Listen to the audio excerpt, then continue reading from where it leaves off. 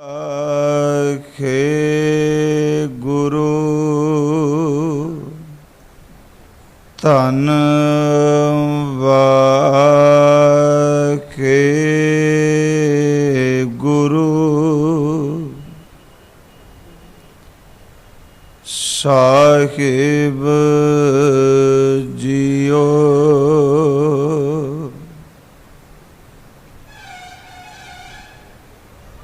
ਡੰਡੌਤ ਬੰਦਨ ਅਨਕ ਵਾਰ,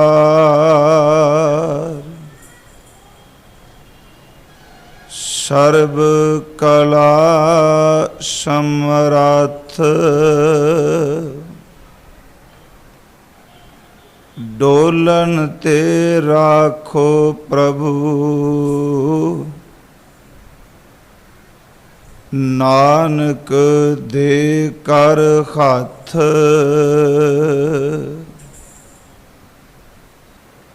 ਜੋ ਹਮਰੀ ਬਿਦ ਹੋਤੀ ਮੇਰੇ ਸਤਿਗੁਰਾ, ਸਾਬਿਦ ਤੁਮ ਹਰ ਜਾਣੋ ਆਪੇ, हम रुलते फिरते कोई बात ना पूछता, गुर सतगुर संग कीरे खम थापे। धन धन गुरु नानक जन केरा, जित मिले चूकै सब सोग संतापे। धन धन गुरु नानक जन केरा, जित मिले चूकै सब सोग संतापे। परम सन्मान योग गुरु रूप साध संगत जी, आओ सतगुरु गुरु तेग बहादुर कृपालू दाता जी, उन्हां दे पवित्र जीवन और गुरबाणी शब्द दी विचार आप जी नाल सांझी कीती जा सके। धन गुरु तेग बहादुर जी आप विच वरतो, आप ही कृपा करके अंदर दा टिका बख्श के अमृत बचन और इतिहास दी विचार करा लवो। गुरु बख्शी फतेह प्रवान करो जी। वाहिगुरु जी का खालसा, वाहिगुरु जी की फतेह। सतगुरु गुरु तेग बहादुर कृपालू जी दे संबंध विच कि सब तो पहला इतिहास नूं पढ़दे हां सानू ये देखना पएगा कि वो केड़ी पावन धरती है जिस धरती दे ऊपर सतगुरु जी दा अवतरण होया। कौन माता पिता ने जिन्हां दे घर विच समर्थ गुरु जी आए, ते फिर वो केड़े केड़े सिख ने, केड़े केड़े जीव ने जिन्हां ने समर्थ गुरु दे दर्शन कीते ते उन्हां दे अंदर नूं टिका मिलिया। क्योंकि गुरु ग्रंथ साहिब दी बाणी विच साहिब ने फरमाया है, सा धरती भई खरियावली। वो धरती खरियावली दा अर्थ भागां वाली हो गई। उत्थे रूहानियत दियां तरंगां उठ खलोतियां। सा धरती भई खरियावली जिथै मेरा सतगुर बैठा आए, छे जंत भै खरियावले, जिन्नी मेरा सतगुर देखिया जाए। फिर बचन करते ने, धन धन पिता, धन धन कुल, धन धन सो जननी, जिन गुरु जनिया माए। धन धन गुरु जिन नाम आराध्या, आप तरिया, जिनी डिठा तिना लै छड़ाए। वो धरती केड़ी जिथे गुरु तेग बहादुर साहब आए, वो माता पिता कौन जिन्हां दे गृह विखे भाग लाया। ते सब तो पहली आरंभ विच अर्ज करनी चाहना वा कि वो धरती है जिन्हों आपां गुरु की नगरी कहने आ, ते जिसनों अज श्री अमृतसर साहिब ते धन गुरु रामदास जी दा पावन अस्थान उत्थे है। उस धरती दे संबंध विच तां गुरु अर्जुन साहिब पहला ही अपनी रचना तो ये बचन करके गए ने कि डिठे सभे थाम, नहीं तुद जिहा बद्धो पुरख विधाते। तां तू सोया वस दी सगन अपार, अनूप रामदासपुर हर हां। नानक कसमल जाहे नाया रामदास सर। वो धरती जिसनों पहला गुरु का चक किया गया, समय दे नाल इनू चक गुरु का भी किया गया। फिर इस धरती नू सुदा सर कहन लगे। फिर इस धरती का नाम अज अमृतसर आपां लैने आ। अमृतसर साहिब दी इस नगरी दे विच धन गुरु हरगोबिंद साहिब जी दे गृह विखे माता नानकी जी दी कुख तो 1 अप्रैल सन 1621 नूं साहिब गुरु तेग बहादुर कृपालू जी दा अमृत वेले आगमन होया है। क्योंकि जिथे असी बाणी दी गल करनी है, उत्थे सानू अपने गुरु दे इतिहास, गुरु बाबियां दियां साखियां तो जाणू होना अत जरूरी है। 1 अप्रैल 1621 नूं अमृत वेले धन गुरु हरगोबिंद साहिब सच्चे पातशाह हरमंदर साहिब दे अंदर आसा की वार दा कीर्तन सरवण कर रहे सन। उस वेले घरों एक मेवड़ा, मेवड़े दा अखरी अर्थ करांगे अरदासिया सेवादार गया ते धन गुरु हरगोबिंद साहिब दे चरना भी जाके इसने हरमंदर साहिब विच बेनती की, सच्चे पातशाह आप जी दे गृह विखे 5वें सपुत्र ने अज जन्म लिया है। क्योंकि गुरु तेग बहादुर जी तो पहला गुरु हरगोबिंद साहिब जी दे घर विखे 4 पुत्र ते 1 सपुत्री है। सब तो वड्डे पुत्र ने बाबा गुरदिता जी, उस तो अगे ने बाबा अटल राय जी, बाबा अणी राय जी, बाबा सूरजमल जी ते 1 सपुत्री है गुरु हरगोबिंद साहिब दी। उस बच्ची का नाम है बीबी वीरो। 4 सपुत्र, 1 सपुत्री गुरु हरगोबिंद साहिब जी दी। अज पुत्रां विचों 5वें पुत्र गुरु तेग बहादुर जी दी जदों आमद हुई ते अमृत वेले सिख ने हरमंदर साहिब जाके क्या, सच्चे पातशाह आप जी दे गृह विखे उस परिपूर्ण परमेश्वर ने 5वें सपुत्र दी दात बख्शी है। साहिब धन गुरु हरगोबिंद साहिब जी ने संपूर्ण आशा की वार दा कीर्तन सरवण कीता। हरमंदर साहिब दे अंदर अरदास हुई ते धन गुरु हरगोबिंद साहिब जदों अपने महलां नूं गए ते जिथे गुरु तेग बहादुर जी दी आमद हुई उस नूं अज असीं कहने आ गुरु का महल। उस दा नाम है गुरु का महल। धन गुरु हरगोबिंद साहिब इकल्ले नहीं, नाल सत्कारयोग बाबा बुढ़ा साहिब जी गए, नाल भाई साहब भाई गुरदास जी गए, नाल भाई साहब भाई विधि चंद जी गए।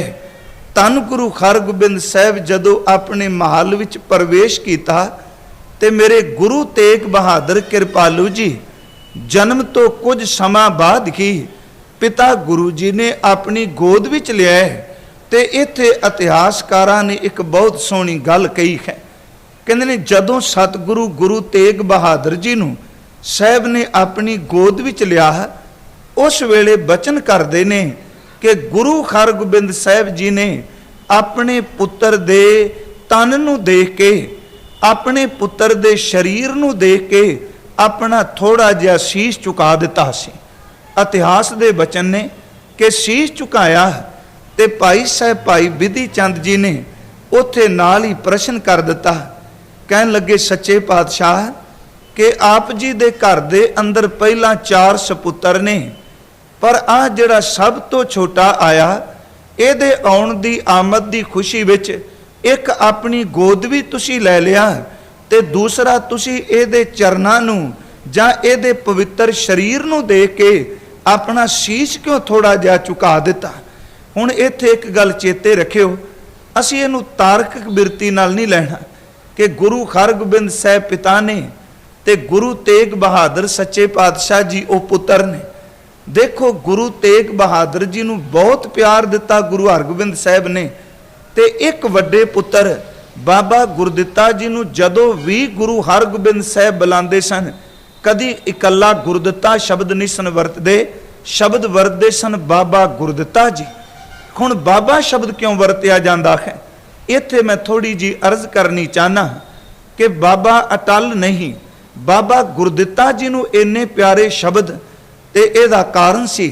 जदों पुछया महाराज इस सपुत्र लई बाबा जी शब्द क्यों, क्योंकि बाबा गुरदित्ता जी वो महान हस्ती ने जिन्हां दे घर विखे इस गुरु नानक जी दी जोत दे 7वें मालक धन गुरु हर राय साहिब ने अपना अवतर लेना है। जिस दे घर विच गुरु ने आउणा है उहदे पिता दा अदब सी, भावां गुरु हरगोबिंद साहिब दे पुत्र ने बाबा गुरदित्ता जी, पर नाल शब्द वरतदे सन बाबा गुरदित्ता जी।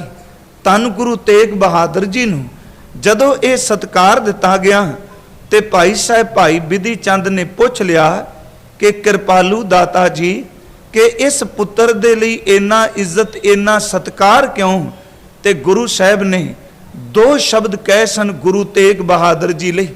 कहन लगे भाई बिधि चंद ये मेरा पुत्र गरीबां दा रक्षक होवेगा, ये मेरा पुत्र संसार विच आया ते लोकां दी पत ढकेगा, ते नाल ये बचन कीता सी कि जदों भी किसे ते अत दी मुसीबत पैगी ये मेरा पुत्र मुसीबतां विच फसियां खोइयां दियां मुसीबतां दे बंधन कट देवेगा। तां इहदा अदब कीता। उत्थे 2 शब्द कहे ने, दीन रक्षक संकट हरै यही सदा पहचान।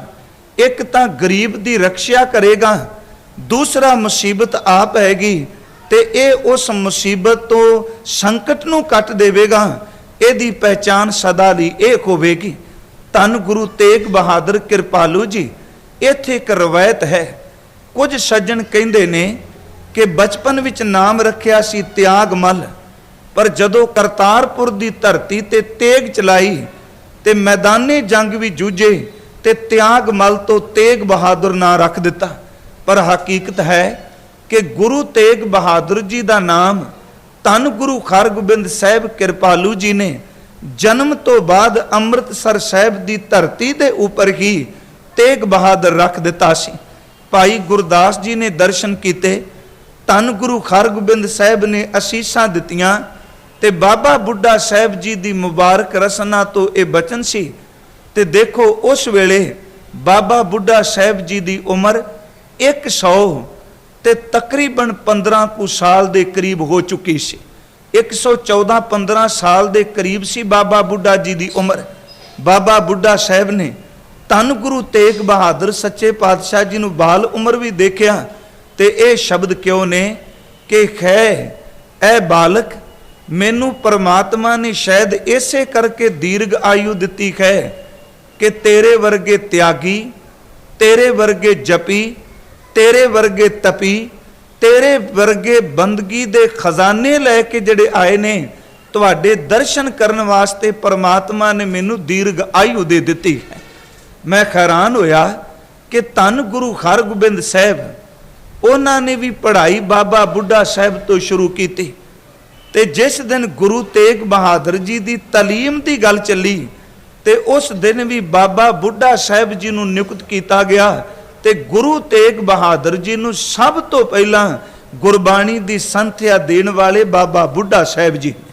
बाबा बुढ़ा साहिब ने गुरबाणी दी संथ्या दिती ते 1 साल 2 साल नहीं इतिहास लिखदा है कि धन गुरु तेग बहादुर जी नूं 6 साल के करीब बाबा बुढ़ा साहिब जी ने अपने कोल बिठा के गुरबाणी दी, गुरमत दी ते सिੱਖੀ कमान दी अपने कोलों सिक्ख्या दिंदे रहे। गुरबाणी पढ़ानी बाबा बुढ़ा साहिब जी की जिम्मेवारी सी। गुरु तेग बहादुर जी के जीवन विच बचपन विच कुछ घटनावां वापरदियां ने ते जेड़ियां बड़े वड्डे अर्थ रख के बैठियां ने। 4 साल की उम्र सी मेरे गुरु तेग बहादुर कृपालू दाता जी दी ते इन्हां दे वड्डे भराता बाबा गुरदित्ता साहिब जी दा विआह आ गया है। सर्दी दा मौसम सी ते जदों बाबा गुरदित्ता साहिब जी दी बरात निकली ते अनेकां पिंड दे शहर दे लोग जेड़े ने वो सड़कां दे किनारे आके गुरु हरगोबिंद साहिब दे सपुत्र बाबा गुरदित्ता जी दी बरात नूं देखण वास्ते आए। हर एक ने एक दूजे वल ध्यान सी, पर 4 साल की उम्र है गुरु तेग बहादुर जी दी। बरात विच गए ने, माता नानकी ने कीमती पोशाक पाई, उस वेले गहने भी कीमती पाए ते धन गुरु तेग बहादुर जी का ध्यान किसे होर पासे नहीं, सड़क ते खलोते हुए छोटे छोटे बच्चियां नूं देखदे ने ते ओहदे विच एक मासूम बच्चा उन्हां दी उम्र जितना ओहदे कोल जा गए कि देखिया ओहदे तन ढक्कन नूं कोई गर्म बस्तर नहीं, ठंड दे नाल ओ कंब रिहा है, दंद ते दंद वजदे ने ते गुरु तेग बहादुर जी कोल खड़े हो गए ते ये शब्द 4 साल की उम्र विच कहा। कहन लगे इन्नी ठंड पै रही है, इन्नी सर्दी पै रही है कि तेरी माता ने, तेरी मां ने तन ढक्कन नूं बस्तर नहीं दिता। ते उस बच्चे दा अगों उत्तर सी, कौन मां है जिहड़ी ये नहीं चाहती कि मेरे बच्चे नूं सोहनी पोशाक मिले, मेरे पुत्र नूं सोहनी खुराक मिले, मेरे पुत्र नूं तन ढकण वास्ते शरीर ढकण लई बस्तर मिल जाण। मां तां चाहती है पर गरीबी इतनी है कि घर दी रोटी बड़ी मुश्किल नाल चलदी है, सानू गरीबां नूं गर्म कपड़े कित्थों नसीब होने ने। धन गुरु तेग बहादुर जी ने सुनिया ते सिख इतिहास कहता है कि जेड़े कीमती बस्तर धन गुरु तेग बहादुर जी ने तन दे ऊपर ओढ़े सन, वो कीमती बस्तर उतार के उस बच्चे दे तन ते पवा दिते। कहन लगे लै तू सर्दी तो बच ते मैनू तां मां होर सिला के दे देगी। बरात अगे नूं चली गई ते 4 साल की उम्र विच गरीबां ते तरस खाण वाला, नगेज नूं ढकण वाला गुरु तेग बहादुर सच्चा पातशाह वापस आए। माता नानकी जी ने पूछया लाल जी कि कीमती पोशाक केड़ी थां ते छड्ड आए? पहला खामोश हो गए, फिर पूछया पुत्र इन्ने कीमती बस्तर किस नूं दिते? ते कहंदे गंभीरता विच आके क्या मां सच जानी किसे दा नगेज मेरे तो देखिया नहीं जाता, किसे दे नगन तन नूं मैं देख नहीं सकदा। बरात चली जा रही सी, एक गरीब जिहा बच्चा जिहदे तन उपर बस्तर नहीं, मैं ओहदे तो पुछया ते कहंदा सी घर दी रोटी मुश्किल नाल चलदी है, बस्तर किसने लैके देने ने गर्म। मां मैनू तां तू होर बस्तर भी सलाह देंगी, पर उस गरीब बच्चे नूं किन्ने बस्तर लैके देने सन। गल सिर्फ कपड़ियां दी नहीं, इत्थे थोड़ा जिहा अटकिओ। देखो एक बंदे दा, एक बच्चे दा तन नगन देखिया ते गुरु तेग बहादुर जी तो रिहा ना गया। अपने शरीर दे उत्ते पए कोई कपड़े, अपने तन दे ऊपर ओढ़े कोई बस्तर उतार के उस बच्चे दे तन नूं ढक दिता। जिस दिन बच्चे नूं देखिया अपने कपड़ियां नाल ओहदे तन नूं ढकिया ते जिस दिन हिंदुस्तान दी धरती ते देखिया भी तिलक जंजू इथों दियां बहु बेटियां दी पत नूं कोई नगेज पिया करदा है ते उदन गुरु तेग बहादुर जी ने अपने तन दी चादर बना के सारे हिंदुस्तान नूं ढक दिता, क्योंकि गुरु तेग बहादुर नगेज नहीं देख सकते। जे बस्तर दी लोड़ पई तन बस्तर नाल ढकिया ते जे किसे नूं धर्म नूं ढकण दी लोड़ पई ते अपने तन दी चादर बना के उस धर्म दी पत ही सदा लई ढक दित्ती। गुरु तेग बहादुर उन्हां दी जिंदगी विच बचपन विच एक होर घटना वापरी है। जिन्हें अत दा गंभीर कर दिता। वो घटना सी कि अपनियां अखां दे सामने मैं थोड़ा जिहा इतिहासक नुकता अपना लै रहा, क्योंकि तुसी गुरु तेग बहादुर जी दे जीवन, उन्हां दी शहादत, उन्हां दी बाणी सुनने वास्ते इकत्तर होए। साहब गुरु तेग बहादुर जी दे जीवन विच बाल उम्र विच एक होर घटना वापरी है कि वड्डे भराता बाबा अटल राय जी, जिन्हां दी उम्र आरबला उस वेले तकरीबन 9 कुछ साल दी सी। देखो गुरु कियां दे कोल किन्नी कु बरकत है। ते अज आपां हरमंदर साहिब जाने आ ते सब चो उच्ची इमारत उस कंपलैक्स विच जै है ते ओ वे बाबा अटल जी दी यादगारी विच बनिया होया गुरुद्वारा। धन गुरु तेग बहादुर जी दे जीवन विच इस घटना ने होर भी गंभीरता पैदा कर दिती। गुरु तेग बहादुर जी ने अपनियां अखां नाल देखिया कि 9 साल दे बाबा अटल जी जिस दिन रात मीटी दे के मोहन दे सिर वापस आए ते सवेरे घरों तैयार होके खेलन नूं गए ते जाके उस मोहन दे दरवाजे ते आवाज़ दिती ते कहन लगे उठ कि आ मेरी वारी दे, रात तू वारी तेरे सिर सी, मीटी तेरे सिर सी, तू सौ गया, उठ अपनी कीती कोई जबान तो हुण फिर ना। पर असल विच उस बच्चे मोहन नूं रात सप डंग मार गया ते ओदी मौत हो चुकी सी। गुरमुखो इतिहास दे पन्नियां उत्ते आपां ये बचन पढ़ने आ, इहदा मतलब ये नहीं कि गुरु पुत्र दा इतिहास आपां लुकाईए, बिल्कुल नहीं। दरवाजे ते खलो के क्या कि माई अपने पुत्र नूं उठा ते ओनू कह मेरी रात दी वारी मेरी मीठी दे। मां पुत्र दे विछोड़े विच रोंदी पई सी ते कोल आके कहन लगी, हे गुरु के लाल, हे धन गुरु हरगोबिंद साहिब दे साहिबजादे, मोहन दी मौत हो चुकी है। कहन लगे माई तू झूठ बोलनी है, वो तां सुता है, ओनू आवाज़ मार ते ओनू कह दे अटल अपनी वारी अपनी मीठी लैन आया है। ते उस वक्त उस माई ने खत जोड़ के कहा कि बाबा जी मैं आवाज़ देंदी सां जदों शरीरक तौर ते सौंदा सी, मेरी आवाज़ नूं सुन के नींद भी सुता होया उठ सकदा है ते अज जिहड़ी गूढ़ी नींद भी सौ गया है, उत्थे तां आवाज़ केवल तेरे बापू दी ही पहुँच सकती है। उत्थे साडियां आवाज़ां नहीं, उत्थे तां आवाज़ किसे कमाई वाले दी पहुँचे। अंदर गए, खूंडी हत्थ विच पकड़ी ते गल विच पा के खूंडी उठ के कहन लगे उठ मेरी मीठी दे, मेरी वारी दे, तू घेस वट के सुता है। उस वेले वो बच्चा उठ खलोता। बाबा अटल जी खेलते रहे ते जदों 6वें पातशाह जी नूं पता लगा, शाम नूं बुला के कहंदे ने बेटा हुण एक म्यान विच 2 तलवारां नहीं रह सकदियां। सच्चे पातशाह क्यों? कहन लगे रब दी कीती विच दखल नहीं दईदा, परमात्मा दे हुक्म दे सामने अपनियां गल्लां नहीं चलाईदियां। सच्चे पातशाह होया कि कहन लगे अज उस बच्चे नूं तू जिंदियां करके आया है, कल नूं बादशाहां दे अमीरां वजीरां दे पुत्तर धी मरनगे ते इत्थे लोक मंजियां लै के बच्चियां दियां आ जाणगे। हुण जां तुसी तन विच रहोगे जां असीं रहांगे।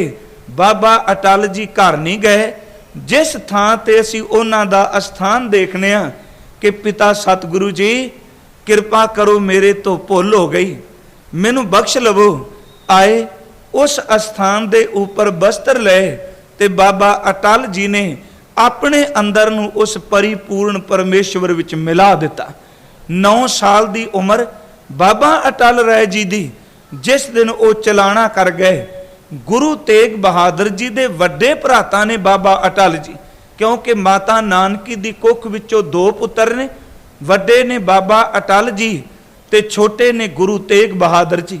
जदों बाबा अटल जी नूं अपनियां अखां सामने संसार तो कूच करदियां देखिया ते गुरु तेग बहादुर जी ऊपर इतना कु असर होया कि गुरु तेग बहादुर उस दिन तो बाद होर भी गंभीरता भी चले गए, चुप रहना शुरू कर दिता। अमृतसर दी धरती ते रहिंदियां बाल उम्र हजूर दी बतीत होई है। इत्थे एक बचन बड़ा सोहना इतिहासकार कहंदे ने कि गुरु तेग बहादुर कदी किसे नाल ज्यादा नहीं सन बोलदे, गुरु तेग बहादुर कदी किसी नाल खिड़ खड़ा के खसे नहीं सन।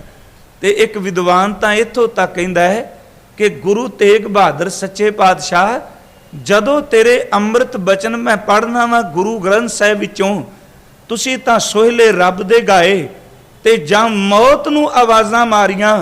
इन्नी गंभीरता इन्ना बैराग तुहाडे अंदर कि गुरु तेग बहादुर कदी तुसीं चंचलताई विच खसे नहीं होवोगे, कदी तू उच्ची उच्चा खिड़खड़ा के नहीं हसे होगे। अत दे गंभीर ने ते चुप रहिंदे ने। ते गुरु तेग बहादुर जी दा नेम की है कि गुरु संगत विच आउणा है ते नीवी पा के संगत विच पिछे बैठ जाना। उन्हां दा नेम है कि जे एकांत विच ने ते केवल अंतरमुखी हो के प्यारे दे नाम नाल जुड़े रहना। कोई समा ऐसा नहीं कि जदों गुरु तेग बहादुर जी दे हिरदे विचों परमात्मा दी याद विसरी होवे। इत्थे मैं एक बेनती करनी चाहना, उन्हां दे जीवन विच सिमरन तो लैके शहादत तक दा एक सफर है। यूं कह लो कि इबादत गुरु तेग बहादुर जी दी नींह है ते शहादत गुरु तेग बहादुर जी दा कलश है। गुरु तेग बहादुर जी दा जीवन सिमरन तो लैके शहादत तक दा एक सफर है। गुरु तेग बहादुर जी ने हर वेले केवल परमात्मा दी याद, परमात्मा दा चिंतन ते हर वेले वो चुप रहिंदे सन। गुरमुखो, चुप दो तरह दी है। दो इंसान चुप करते ने, एक तां कपटी बंदे नूं बहुत चुप देखोगे ते एक रब दे रंग विच रते होए नूं चुप देखोगे। इहदा कारण है कपटी इंसान कदी अपना मूँह खोलण नूं तैयार नहीं ते रब दी बंदगी करन वाला वो अंदर दे रस विच इन्ना मगन है उहदे कोल भी समा नहीं अपने मूँह नूं खोलण दा। गुरु तेग बहादुर अत दे खामोश ने ते उन्हां ने नाम नूं आसरा बनाया, क्योंकि गुरु ग्रंथ साहिब दी बाणी ने एक बचन क्या है कि प्यारिओ, एक नाम ऐसा है जिहड़ा अंदर नूं शक्ति ताकत दे सकदा है। सतगुरु ने नाम दी उपमा विच अनेकां बचन कहे, पर चार तुकां मैं तुहाडे नाल सांझियां जरूर करनियां चाहना। साहिब कहंदे ने कि सो ऐसा हर नाम ध्याइए मन मेरे, जो सबना ऊपर हुक्म चलाए। मेरे मना उस परमात्मा दे नाम नूं ध्या जिहड़ा नाम सारी दुनिया ते अपना राज कायम करी बैठा है। क्योंकि जिस दे कोल नाम है उस तो वड्डा होर कोई सुल्तान नहीं, जिस कोल बंदगी है उस तो वड्डा होर कोई बादशाह नहीं। भाई साहब भाई नंद लाल जी तां कहंदे ने कि आसमान दे ऊपर चंद्रमा है, धरती ते गहराई विच समुंदर है। कहंदे ने जिस नूं परमात्मा ने बंदगी दा सिमरन दा लिबास दे दिता, आकाश तो लैके पाताल तक जितने भी खजाने ने ਉਹਦੇ सामने खत जोड़ के खले हो जाते ने। जिस कोल बंदगी है आसमान तो लैके पताल तक ओदा अंदरूनी राज है। भाई साहब भाई नंद लाल जी दे बचन ने कि दर लिबासे बंदगी शाही तुरास्त, जिस नूं रब ने बंदगी दा लिबास दे दिता, दौलते अज़मा तां माही तरास्त। ओदा चंद्रमा तो लैके समुंदर दी गहराई तक अपना राज है। गुरमुखो, गुरु तेग बहादुर सच्चे पातशाह उस नाम दी टेक लैके बैठे ने जिन्हों साहब ने क्या है, सो ऐसा हर नाम ध्याइए मन मेरे, जो सबना ऊपर हुक्म चलाए। सो ऐसा हर नाम जपिए मन मेरे, जो अंति अवसर ले छड़ाए। सो ऐसा हर नाम जपिए मन मेरे, जो मन की तृष्णा सा भोग गवाए। सो गुरमुख नाम जपिया वडभागी, तिन निंदक दुष्ट सब पैरी पाए। नानक नाम आराध सबना ते वड्डा, सब नावे अगे आन निवाए। गुरु तेग बहादुर क्यों चुप ने? क्योंकि वो अंदर दे किसे खजाने नाल जुड़ गए ने। जिस नूं गुरमुखो सच्चा नाम मिल जाए ओदी तां आवाज़ अंदरों बाहरों बंद है। ਇਹਦਾ कोई कारण है। मैं 3-4 उदाहरणां आप जी दे समक्ष देनियां चाहना। गुरु तेग बहादुर जी दी चुप कपट वाली चुप नहीं। गुरु तेग बहादुर जी दी चुप अंदर दे खजाने नूं प्राप्त कीती हुई चुप है। मैं 4 उदाहरणां देनियां चाहना ਜਿਨ੍ਹਾਂ ਨੂੰ ਪਰਮਾਤਮਾ ਨੇ ਬਾਹਰ ਦੀ ਚੁੱਪ ਦਿੱਤੀ, ਉਹ ਅੰਦਰ ਦੇ ਕਿਸੇ ਅਮੋਲਕ ਖਜ਼ਾਨੇ ਤੇ ਜਾ ਪਹੁੰਚਦੇ ਨੇ। ਭਾਈ ਸਾਹਿਬ ਭਾਈ ਗੁਰਦਾਸ ਜੀ ਨੇ ਇੱਕ ਬਚਨ ਕਿਹਾ, ਉਹ ਕਹਿੰਦੇ ਨੇ ਆਦਮੀ ਦਾ ਮੂੰਹ ਖਾਲੀ ਹੋਵੇ ਉਹ ਫਟਾਫਟ ਬੋਲਦਾ ਹੈ, ਪਰ ਜੇ ਮੂੰਹ ਭਰਿਆ ਹੋਵੇ ਨਾ ਤੇ ਆਦਮੀ ਦੀ ਮੂੰਹ ਵਿੱਚੋਂ ਜ਼ਬਾਨ ਵਿੱਚੋਂ ਆਵਾਜ਼ ਨਹੀਂ ਨਿਕਲਦੀ। ਮੂੰਹ ਖਾਲੀ ਹੈ ਤੇ ਬੋਲੇਗਾ, ਪਰ ਜਦੋਂ ਮੂੰਹ ਭਰ ਜਾਏ ਉਹਦੇ ਅੰਦਰੋਂ ਆਵਾਜ਼ ਨਹੀਂ। ਭਾਈ ਸਾਹਿਬ ਨੇ ਇੱਕ ਬਚਨ ਕਿਹਾ, ਕਹਿਣ ਲੱਗੇ ਜਿਸ ਦੇ ਅੰਦਰ ਨਾਮ ਟਿਕ ਗਿਆ ਉਸ ਦਾ ਮੂੰਹ ਭਰ ਗਿਆ ਨਾਮ ਵਿੱਚ। ਨਾਮ ਵਿੱਚ ਭਰੇ ਹੋਏ ਮੁਖ ਕਦੀ ਵੀ ਨਹੀਂ ਬੋਲਦੇ, ਖਾਲੀ ਮੂੰਹ ਦੇ ਵਿੱਚੋਂ ਆਵਾਜ਼ ਨਿਕਲਦੀ ਹੈ। ਬੁਰਕੀ ਮੂੰਹ ਵਿੱਚ ਪਾਈ ਹੋਵੇ ਤੇ ਆਪਾਂ ਆਵਾਜ਼ ਦਈਏ ਤੇ ਕਦੀ ਕਿਸੇ ਨੇ ਰੋਟੀ ਖਾਂਦਿਆਂ ਅੱਗੋਂ ਉੱਤਰ ਨਹੀਂ ਦਿੱਤਾ, ਪੁੱਛਿਆ ਜਾਏ ਬਈ ਅਸੀਂ ਤੇਰੇ ਤੇ ਪ੍ਰਸ਼ਨ ਪੈ ਕਰਨੇ ਆ, ਤੂੰ ਚੁੱਪ ਕਿਉਂ ਵੇਂ, ਤੇ ਅੱਗੋਂ ਉੱਤਰ ਮਿਲੇਗਾ ਇਹਦਾ ਕਾਰਨ ਹੈ ਮੇਰਾ ਮੂੰਹ ਖਾਲੀ ਨਹੀਂ। ਖਾਲੀ ਮੂੰਹ ਬੋਲਦੇ ਨੇ ਜਿਸ ਮੂੰਹ ਵਿੱਚ ਪਰਮਾਤਮਾ ਦੀ ਯਾਦ ਵਸ ਜਾਏ। ਸੱਚ ਜਾਣੋ ਉਹ ਰਸ ਲੈਣ ਵਾਲਾ ਮੂੰਹ ਕਦੀ ਨਹੀਂ ਬੋਲਦਾ ਹੁੰਦਾ। ਭਾਈ ਸਾਹਿਬ ਜੀ ਨੇ ਬੋਲ ਬਚਨ ਕੀਤੇ ਨੇ, ਕਹਿਣ ਲੱਗੇ ਗੱਲੀ ਸਾਧ ਨਾ ਆਵਈ ਜਬ ਜਸ ਜੀਵ ਰਸਾਲੀ। ਜਿਹਨੂੰ ਪਰਮਾਤਮਾ ਨੇ ਅੰਦਰ ਦਾ ਰਸ ਦੇ ਦਿੱਤਾ ਉਹਦੇ ਕੋਲ ਚੁੱਪ ਹੈ, ਖਾਲੀ ਮੂੰਹ ਬੋਲਦਾ ਹੈ। ਚੇਤੇ ਰੱਖੋ ਭਰੇ ਹੋਏ ਮੂੰਹ ਵਿੱਚੋਂ ਆਵਾਜ਼ ਨਹੀਂ। ਗੁਰੂ ਤੇਗ ਬਹਾਦਰ ਜੀ ਦੀ ਚੁੱਪ ਅੰਦਰ ਦੇ ਰਸ ਨਾਲ ਭਰਪੂਰ ਹੈ, ਅੰਦਰੋਂ ਟਿਕੇ ਨੇ। ਹੁਣ ਖਾਲੀ ਮੂੰਹ ਹੋਵੇ ਖਾਲੀ ਅੰਦਰ ਹੋਵੇ ਤੇ ਬੋਲਣ, ਗੁਰੂ ਤੇਗ ਬਹਾਦਰ ਅੰਦਰ ਦੇ ਰਸ ਵਿੱਚ ਮਗਨ ਨੇ। ਦੂਸਰੀ ਬੇਨਤੀ, ਕਦੀ ਭਵਰੇ ਨੂੰ ਫੁੱਲ ਦੇ ਉੱਪਰ ਗੂੰਜ ਪਾਉਂਦਿਆਂ ਦੇਖੋ। ਜਦੋਂ ਭਵਰਾ ਫੁੱਲ ਦੇ ਕੋਲ ਆਉਂਦਾ ਹੈ ਉਦੋਂ ਆ ਕੇ ਫੁੱਲ ਦੇ ਉੱਪਰ ਪਹਿਲਾਂ ਰਸ ਮਾਣਨ ਦਾ ਯਤਨ ਕਰਦਾ ਹੈ, ਉਹ ਉੱਪਰ ਪਰਿਕਰਮਾ ਕਰਕੇ ਗੂੰਜਾਂ ਪਾਏਗਾ। ਪਰ ਜਦੋਂ ਉਹ ਫੁੱਲ ਦੇ ਰਸ ਵਿੱਚ ਮਗਨ ਹੋ ਜਾਂਦਾ ਹੈ ਉਦੋਂ ਭਵਰੇ ਦੀ ਗੂੰਜ, ਭਵਰੇ ਦੀ ਆਵਾਜ਼ ਬੰਦ ਹੋ ਜਾਂਦੀ ਏ। ਜੇ ਪੁੱਛਿਆ ਜਾਏ ਇਹ ਉਹੀ ਭਵਰਾ ਜਿਹੜਾ ਇੰਨੀ ਦੂਰ ਤੋਂ ਗੁੰਜਾਰ ਪਾਉਂਦਾ ਆਇਆ ਤੇ ਫੁੱਲ ਤੇ ਬੈਠਣ ਦੀ ਦੇਰ ਸੀ, ਚੁੱਪ ਕਿਉਂ ਕਰ ਗਿਆ, ਤੇ ਅੱਗੋਂ ਉੱਤਰ ਮਿਲੇਗਾ ਕਿ ਅਸਲ ਵਿੱਚ ਭਵਰੇ ਦੇ ਮੂੰਹ ਨੂੰ ਜਦੋਂ ਰਸ ਨਹੀਂ ਮਿਲਿਆ ਓਨੀ ਦੇਰ ਤੱਕ ਹੀ ਗੂੰਜ ਪਾਉਂਦਾ ਹੈ। ਜਦੋਂ ਫੁੱਲ ਦੇ ਰਸ ਵਿੱਚ ਮਗਨ ਹੋ ਜਾਏ ਉਦੋਂ ਇਹਦੇ ਗੂੰਜ ਆਪਣੇ ਆਪ ਹੀ ਬੰਦ ਹੋ ਜਾਂਦੀ ਹੈ। ਖਾਲੀ ਭਵਰੇ ਦਾ ਮੂੰਹ ਗੂੰਜ ਪਾਉਂਦਾ ਹੈ, ਜਦੋਂ ਰਸ ਵਿੱਚ ਮਗਨ ਫਿਰ ਗੂੰਜ ਨਹੀਂ। ਮੈਂ ਤੀਸਰੀ ਉਦਾਹਰਨ ਅਰਜ਼ ਕਰਾਂ ਕਿ ਸਿੱਪੀ ਦਾ ਮੂੰਹ ਖੁੱਲਾ ਹੈ, ਸਮੁੰਦਰ ਦੇ ਪਾਣੀ ਉੱਪਰ ਸਿੱਪੀ ਤਰਦੀ ਹੈ। ਜੇ ਯਤਨ ਕਰੀਏ ਕਿ ਸਿੱਪੀ ਨੂੰ ਪਕੜ ਕੇ ਹੱਥ ਨਾਲ ਬੰਦ ਕਰੀਏ ਇਹਦਾ ਮੂੰਹ ਬੰਦ ਹੋ ਜਾਏ, ਕਦਾਚਿਤ ਸਿੱਪੀ ਦਾ ਮੂੰਹ ਹੱਥ ਨਾਲ ਘੁੱਟਿਆਂ ਬੰਦ ਨਹੀਂ ਹੁੰਦਾ। ਪਰ ਜਦੋਂ ਤਰਦੀ ਹੋਈ ਸਿੱਪੀ ਦੇ ਵਿੱਚ ਇੱਕ ਪਾਣੀ ਦੀ ਸਵਾਂਤੀ ਬੂੰਦ ਚਲੀ ਜਾਏ ਤੇ ਸਿੱਪੀ ਦਾ ਮੂੰਹ ਆਪਣੇ ਆਪ ਬੰਦ ਹੋ ਜਾਂਦਾ ਹੈ। ਜੇ ਉਸ ਸਿੱਪੀ ਦਾ ਮੂੰਹ ਖੋਲਣ ਦਾ ਯਤਨ ਕਰੀਏ ਤੇ ਫਿਰ ਖੁੱਲਦਾ ਨਹੀਂ। ਸਿਆਣੇ ਕਹਿੰਦੇ ਨੇ ਖਾਲੀ ਸਿੱਪੀ ਦਾ ਮੂੰਹ ਖੁੱਲ੍ਹਾ ਹੈ, ਸਵਾਂਤੀ ਬੂੰਦ ਪੈ ਜੇ ਤੇ ਸਿੱਪੀ ਦਾ ਮੂੰਹ ਬੰਦ ਹੈ। ਗੁਰਮਖੋ ਖਾਲੀ ਹਿਰਦੇ ਕੀ ਬੋਲਦੇ ਨੇ, ਤੇ ਜਿਸ ਗੁਰੂ ਤੇਗ ਬਹਾਦਰ ਦੇ ਹਿਰਦੇ ਵਿੱਚ ਸੱਚੇ ਨਾਮ ਦੀ ਬੂੰਦ ਟਿਕ ਗਈ, ਕੋਈ ਯਤਨ ਕਰੇ ਤੇ ਗੁਰੂ ਤੇਗ ਬਹਾਦਰ ਤਾਂ ਵੀ ਗੰਭੀਰ ਨੇ। ਮੈਂ ਬੇਨਤੀ ਕਰ ਰਿਹਾ, ਖਾਲੀ ਮੂੰਹ ਬੋਲਦਾ ਹੈ, ਭਰੇ ਵਿੱਚੋਂ ਆਵਾਜ਼ ਨਹੀਂ। ਫੁੱਲ ਤੇ ਬੈਠਾ ਹੋਇਆ ਭਵਰਾ ਆਨੰਦ ਲੈਂਦਾ ਹੈ, ਉਹਦੀ ਗੁਜ਼ਾਰ ਮੋਗੀ ਜਦੋਂ ਰਸ ਲਿਆ। ਖਾਲੀ ਸਿੱਪੀ ਦਾ ਮੂੰਹ ਖੁੱਲ੍ਹਾ ਹੈ, ਅੰਦਰ ਮੋਤੀ ਆ ਜਾਏ ਤੇ ਮੂੰਹ ਬੰਦ ਹੋ ਜਾਂਦਾ ਹੈ। ਸੱਚ ਜਾਣੋ ਜਿਤਨਾ ਕੋਈ ਚੁੱਪ ਵਿੱਚ ਆਪਣੇ ਅੰਦਰ ਟਿਕਦਾ ਨਾਮ ਵਿੱਚ, ਉਹਨਾਂ ਕੀਮਤੀ ਜਨਮ ਬਣਦਾ ਹੈ। ਜਿਹੜਾ ਬੀਜ ਮਿੱਟੀ ਦੇ ਥੱਲੇ ਆਪਣੇ ਆਪ ਨੂੰ ਖਾਮੋਸ਼ ਕਰ ਲੈਂਦਾ ਹੈ, ਉਸੇ ਬੀਜ ਦੇ ਵਿੱਚੋਂ ਇੱਕ ਦਿਨ ਕੀਮਤੀ ਰੁੱਖ ਨਿਕਲਦਾ। ਗੁਰੂ ਤੇਗ ਬਹਾਦਰ ਬਾਲ ਉਮਰ ਵਿੱਚ ਬਿਲਕੁਲ ਖਾਮੋਸ਼ ਨੇ, ਚੁੱਪ ਨੇ, ਤੇ ਉਹਨਾਂ ਨੂੰ ਇਹ ਸਮਝ ਹੈ ਕਿ ਸਾਚਾ ਨਾਮ ਮੇਰਾ ਆਧਾਰੋ, ਸਾਚ ਨਾਮ ਆਧਾਰ ਮੇਰਾ, ਜਿਨ ਭੁੱਖਾਂ ਸਭ ਗਵਾਈਆਂ। ਕਿਉਂ ਚੁੱਪ ਨੇ? ਕਰ ਸ਼ਾਂਤ ਸੁਖ ਮਨ ਆਏ ਵਸਿਆ, ਜਿਨ ਇੱਛਾ ਸਭ ਪੁਜਾਈਆਂ। ਸਦਾ ਕੁਰਬਾਨ ਕੀਤਾ ਗੁਰੂ ਵਿਟੋਂ, ਜਿਸ ਦੀਆਂ ਇਹ ਵਡਿਆਈਆਂ। ਗੁਰੂ ਤੇਗ ਬਹਾਦਰ ਬੋਲਦੇ ਨੇ, ਪਰ ਉਹ ਇਸ ਸ਼ਬਦ ਨੂੰ ਕਮਾ ਕੇ ਬੋਲਦੇ ਕਿੱਥੇ ਨੇ? ਸੰਤ ਮਿਲੇ ਕਿਛ ਸੁਣੀਐ ਕਹੀਐ। ਕੋਈ ਰੱਬ ਦਾ ਪਿਆਰਾ ਮਿਲਦਾ ਹੈ, ਉਹਦੇ ਨਾਲ ਖਸਦੇ ਨੇ, ਗੱਲ ਕਰਦੇ ਨੇ, ਪਰ ਉਹਨਾਂ ਦਾ ਖਸਨਾ ਸੰਸਾਰ ਦਾ ਸਨਾ ਨਹੀਂ, ਉਹਨਾਂ ਦਾ ਖਾਸਾ ਵੀ ਨਾਮ ਵਿੱਚ ਹੈ। ਕਹਿੰਦੇ ਨੇ ਸੰਤ ਮਿਲੇ ਕਿਛ ਸੁਣੀਐ ਕਹੀਐ, ਮਿਲੇ ਅਸੰਤ ਮਸ਼ਟ ਕਰ ਰਹੀ ਹੈ। ਬਾਬਾ बोलना क्या कही है, जैसे राम नाम रब रही है। बोलते ने किथे संतन स्यों बोलै उपकारी, मूर्ख स्यों बोलै चख मारी। बोलत बोलत बड़ै बिकारा, बिन बोले क्यों करै विचारा। कह लगे कहो कबीर छूछा घट बोलै।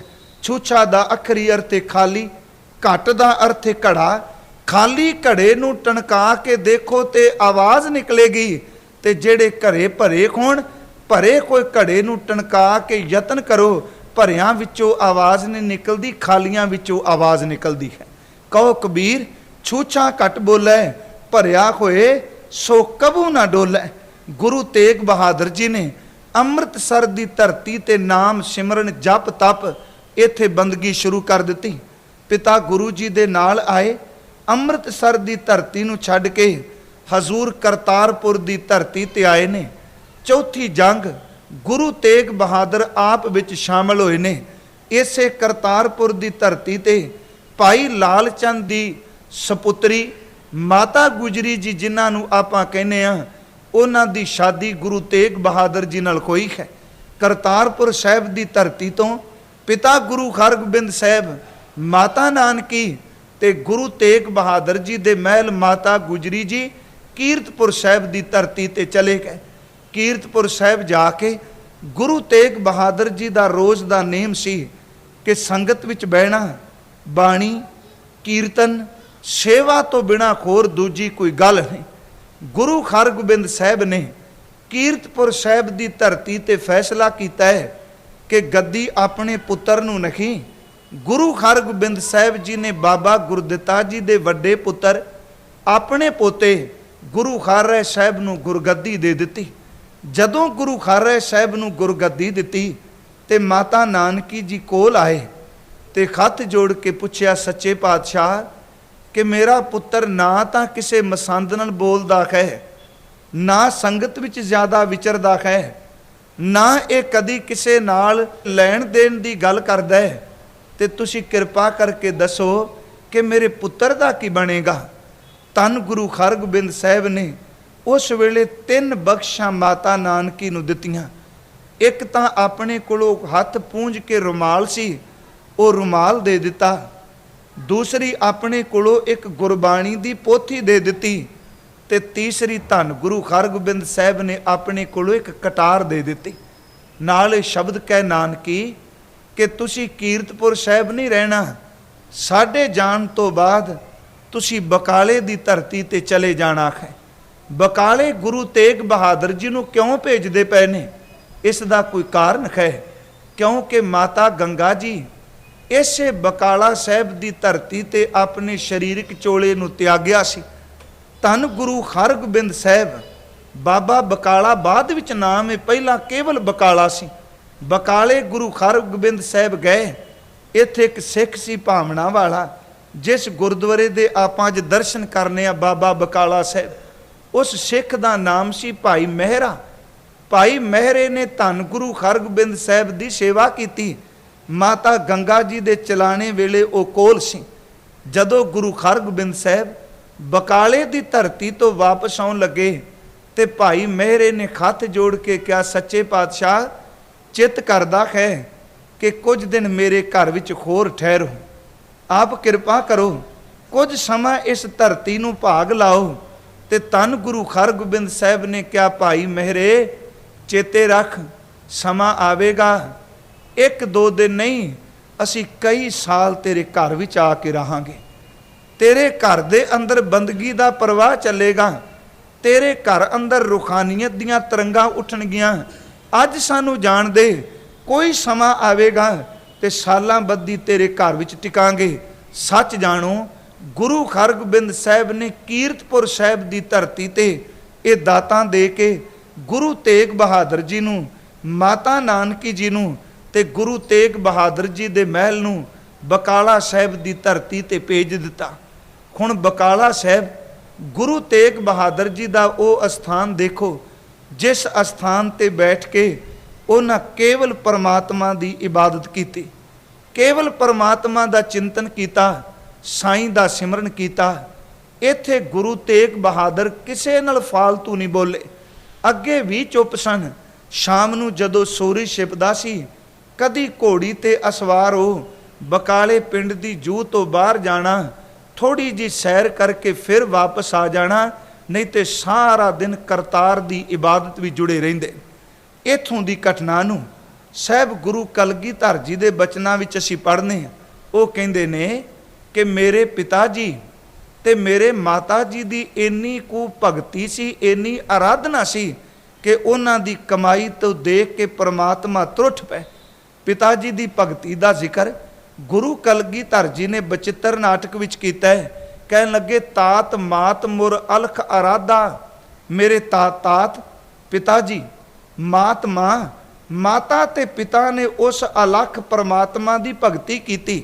ਤਾਤ ਮਾਤ ਮੁਰ ਅਲਖ ਆਰਾਧਾ, ਬਹੁ ਵਿਦ ਜੋਗ ਸਾਧਨਾ ਸਾਧਾ, ਤਿਨ ਜੋ ਕਰੀ ਅਲਖ ਕੀ ਸੇਵਾ, ਤਾਂ ਤੇ ਪੈ ਪ੍ਰਸੰਨ ਗੁਰਦੇਵਾ। ਉਸ ਅਲਖ ਪਰਮਾਤਮਾ ਦੀ ਇਬਾਦਤ ਕੀਤੀ, ਉੱਤੇ ਸਿਮਰਨ ਕੀਤਾ ਗਿਆ। ਇਧਰ ਗੁਰੂ ਖਾਰ ਰਾਏ ਸਾਹਿਬ ਗੱਦੀ ਤੇ ਬਿਰਾਜਮਾਨ ਸਨ। ਉਹਨਾਂ ਨੇ ਆਪਣੇ ਛੋਟੇ ਪੁੱਤਰ ਧੰਨ ਗੁਰੂ ਹਰਕ੍ਰਿਸ਼ਨ ਸਾਹਿਬ ਜੀ ਨੂੰ ਗੁਰਤਾ ਗੱਦੀ ਦੇ ਦਿੱਤੀ। ਗੁਰੂ ਤੇਗ ਬਹਾਦਰ ਆਪਣੇ ਮਾਲਕ ਦੀ ਯਾਦ ਵਿੱਚ ਬਕਾਲਾ ਸਾਹਿਬ ਦੀ ਧਰਤੀ ਤੇ ਟਿਕੇ ਰਹੇ। ਗੁਰਮਖੋ, ਅੱਜ ਉਹ ਰਸ ਭਰਦਾ ਪਿਆ ਹੈ ਜਿਨੇ ਕਲੂ ਵਿੱਚ ਸਭ ਤੋਂ ਵੱਡਾ ਸਾਕਾ ਕਰਨਾ ਹੈ। ਜੇ ਇਤਨੇ ਵੱਡੇ ਜ਼ਾਲਮ ਨਾਲ ਟੱਕਰ ਲੈਣੀ ਹੈ ਤੇ ਅੰਦਰ ਦੀ ਕਮਾਈ ਵੀ ਇਤਨੀ ਹੋਣੀ ਚਾਹੀਦੀ ਹੈ, ਕਿਉਂਕਿ ਕਮਾਈ ਤੋਂ ਬਿਨਾ, ਅੰਦਰ ਦੇ ਸਿਮਰਨ ਤੋਂ ਬਿਨਾ ਅਡੋਲਤਾ ਨਹੀਂ, ਇਬਾਦਤ ਤੋਂ ਬਿਨਾ ਸ਼ਹਾਦਤ ਨਹੀਂ, ਅੰਦਰ ਦੀ ਬੰਦਗੀ ਤੋਂ ਬਿਨਾ ਕੁਰਬਾਨੀ ਨਹੀਂ।